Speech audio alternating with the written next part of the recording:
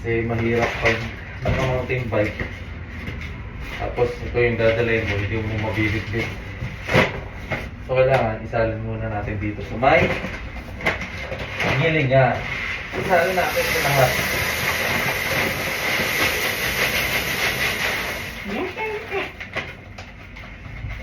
So ayan, nasalin ko na dito. So maghuhulog na tayo ng 100. So nakasulat dito 200 is 10 kilo is 200 yen. Yan, so magulog tayo.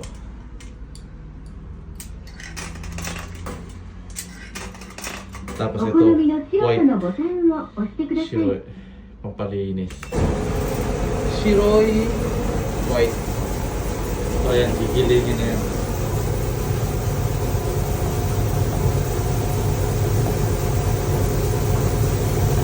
So nakikita nyo, hinihigot na yung bigas.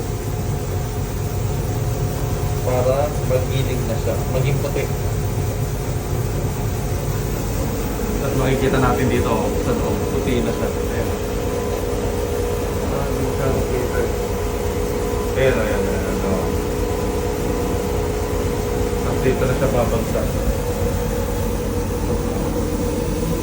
Ayan, dito sa loob. Meron palang tapakan dito, meron palang patungan dito, oh. Pag 10 kilos. Kasi masyadong maliit para abot siya.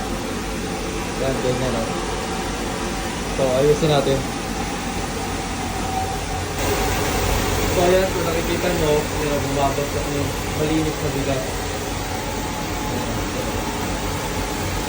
Isa natin. Ayan siya, oh. Kulay puti niya.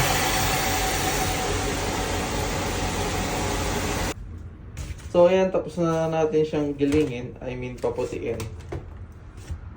Maganda na siya. Yung mainit-init pa. Puti. So ayan. Okay na. So ayan, tapos na tayo magpagiling. Medyo hinihingal ako kasi pataas. Pataas yung binabike ko. Punta tayo ng Alps. Bili tayo ng kape. Kape na pambaon para bukas. Pataas kasi kaya nakakahingal.